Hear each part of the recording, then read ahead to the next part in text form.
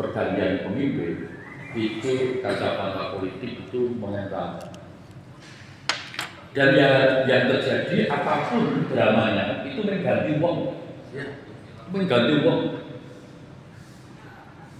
Bahkan yang paling naif adalah nasib bangsa ini itu ditinjau setiap 5 tahun menurut siapa yang menang.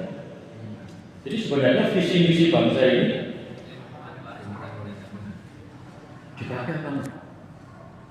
Kalau misalnya kita konsisten secara akademik bahwa visi misi bangsa ini dipakai, partai politik, para calon eksekutif legislatif tidak usah punya visi misi, mereka menjalankan visi misi negara. Dari cara berpikir kita harus jeli seperti itu satu. Kemudian yang kedua, saya tawarkan dari perspektif epistemologi. Kalau tadi Mas Pri menanyakan soal keadilan sampai kapan, kesejahteraan sampai kapan, setiap diskusi bahkan ketika kita sejak mahasiswa selalu menyatakan Pancasila itu baik, tapi kita harus optimis. Tahun depan pemerintahan baru akan baik. Terus didiskusikan lagi. Kita optimis.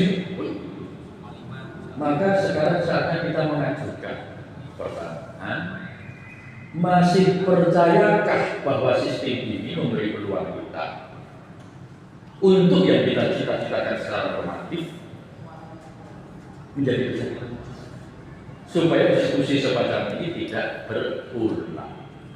Jadi optimismenya itu optimisme delusi. Saya punya pengajian sebenarnya. Rumah saya, karena tadi Mas Timothy cerita soal pribadi, Pak Yuli Kodir yang pernah saya bantu, tadi lupa. Saya akan cerita begini. Dulu rumah saya SD itu oleh orang tua saya dibuatkan lapangan bulu tangkis.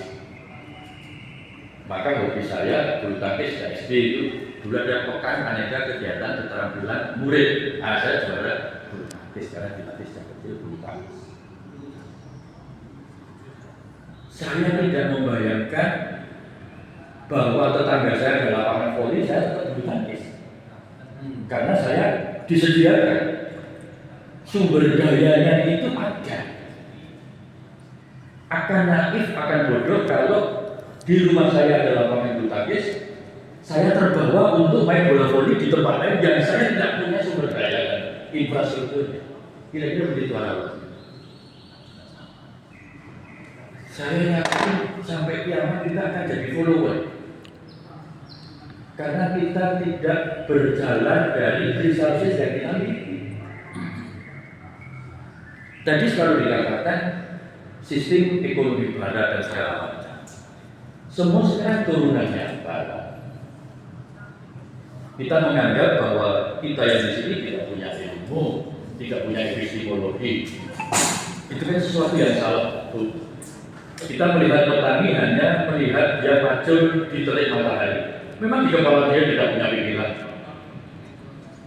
Kalau kita dengan cara berpikir bahwa kita akan mengejar ketertinggalan kita dengan pihak lain, tetapi menggunakan sistem lain, kok saya yakin sampai kiamat tidak bisa mengejar. Dan kita hidup dari satu delusi ke delusi. Nah, saat saya ingin melihat sebelum kita, bahkan kalau perlu kita punya definisi sendiri tentang keadilan dan kesejahteraan. Mengapa kita mengacu kepada yang kita tidak punya di bumi kita? Semakin kita mengandalkan itu dari luar, maka semakin kita tidak cinta tanah air yang kita makan dan yang kita minum. Uang sekolah yang kita lakukan selama ini, kalau jujur kita mengusir kita untuk pergi, kan itu sistem yang salah. Dengan bangga kita menyediakan barangnya orang lain, tapi kita malu menciptakan barang itu. Anak saya itu sekitar rumah saya nggak ada apa, salah saya itu. Terus saya tiba-tiba menuntut, kamu harus cinta tanah air, tidak pernah dikenalkan. Sekarang itu airnya dari mana ini? Jadi saya tahu ini dari dulu. Nah kalau lihat kemasan-kemasan dari mana? Dulu zaman kecil kita itu minum, simbah kita belum masak dari sumber saya dari rumah. Loh saya cinta sama Dan saya tahu di situ ada pohon peti, ada pohon pali, ada pohon cabai. Itulah cinta rakyat. Dan kalau kita berangkat dari sistem itu, mestinya apa yang menjadi kekuatan kita adalah pertanian. Kalau itu bisa diterima, saya pernah mengatakan kepada salah satu presiden terpilih, pertanian dan kekuatan, berapa luasnya Pak? Mas, untuk kita membuat pertanian. Luas pertanian Indonesia itu harus satu pulau Jawa itu sama semua. Tapi sekarang gimana untuk melakukan itu? Jadi sebentar lagi benar Mas Yuli, kita akan ditinggalkan oleh yang lain-lain. Kita mau kembali kepada yang kita miliki sudah tidak punya. Rumah saya sekarang sudah tidak ada bulu tangkis. Jadi saya mau bulu tangkis lagi harus ke tempat lain. Dan saya tidak bermain yang lain-lain. Saya tidak mengatakan yang lain tidak cocok. Saya tidak di situ untuk cara maju saya. Ini adalah problem epistemologi.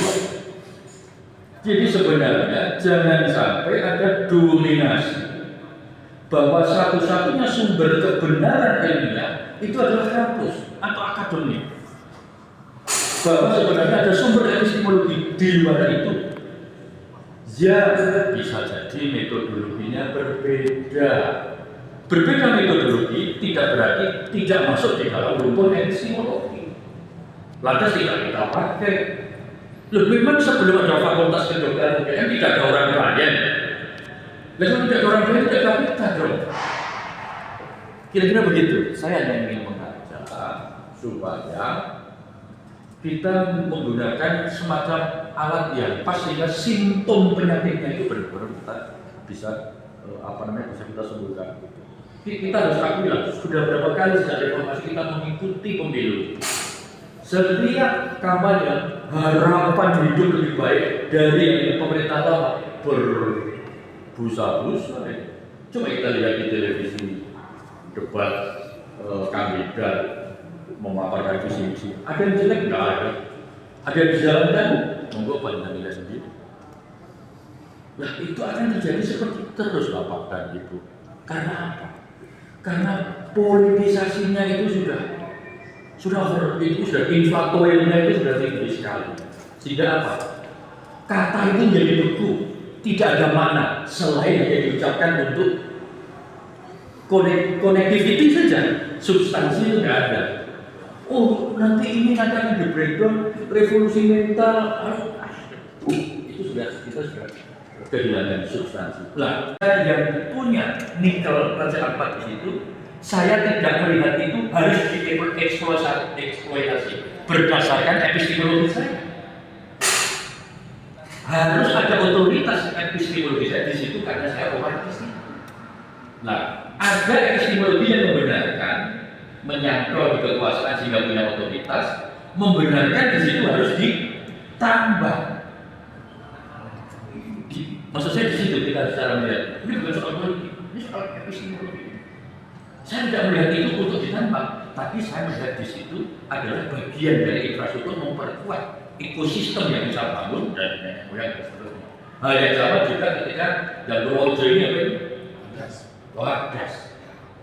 Saya tidak melihat andesitnya warga. Lalu saya punya pengetahuan tentang wadas ya, tentang wadas. Tidak ada soal andesit di dalamnya. Pengetahuan saya itu mengatakan untuk tidak ditambang dari perspektif epistemologi saja. Kemudian untuk kekuasaan data menggunakan epistemologi lain, membenarkan karena ada aturan. Ini sebenarnya sekarang terjadi. Nah, kalau kita ingin memperbaiki, mendefinisikan keadilan, mendefinisikan kesejahteraan, tapi kita terkungkung pada dominasi salah satu epistemologi, sekali lagi Pak, saya melihat kita dalam kesia-siaan dan kita hanya akan berkelindan terus. Ya udah 5 tahun lagi, optimis, aduh, nanti dibangun optimisme begitu, aduh, terus. Yang terjadi faktanya adalah kita sering mengaduk dan kekuasaan itu sangat sederhana, mengganti orang saja.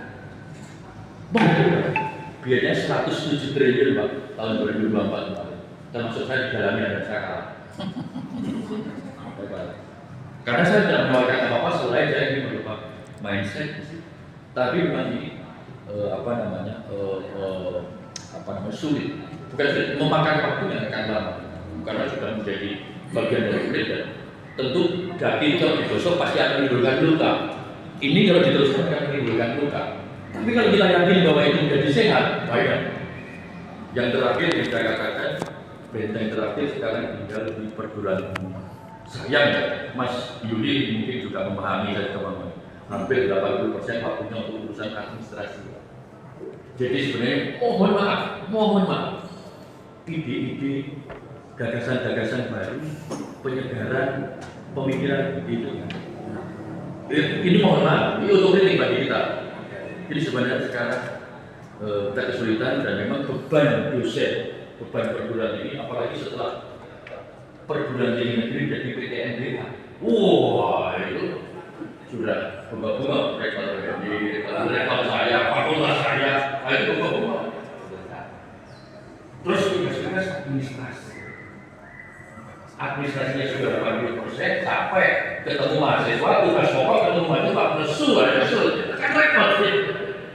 Jadi sekarang inilah kita. Tapi saya tidak sedang membangun budaya baru, tapi kalau kita sedang ini kita lihat dari saya menawarkan dari kacamata lain, karena saya tidak punya kepentingan terhadap soal partai politik, soal kekuasaan dalam pengertian pemerintahan kekuasaan. Tapi saya berangkat dari seorang akademisi bahwa ada problem hegemonik epistemologi sehingga cara pandang itu menjadi tunggal. Ya orang boleh menyebut dalam prakteknya ya, kapitalisme, persaingan, bebas dan segala macam. Itu bagian dari derivasi itu. Yang diceritakan tadi sebenarnya kita belum keluar. Nah saya ingin mengajak ini coba kita keluar. Mari kita definisikan segala sesuatunya itu berdasarkan yang kita miliki di tanah kita yang kita injak. Karena kalau tidak itu nanti orang desa pergi keluar atau orang desa pergi ke TKI menjadi keluar. Nah ini dikuasai, ini sudah terjadi ini. Desa saya semakin kosong ini Pak. Seusia saya karena ya sekolah pergi teman SMA lulus teknik elektro UGM ke Pematang Siantar, dia kembali ke Bandung. Jadi saya katakan loh pendidikan kok urusan orang pergi gimana ini? Loh mana ini teman saya yang pintar tadi tidak kembali ke rumah saya ini? Dosa ini menurut saya pendidikan yang begitu.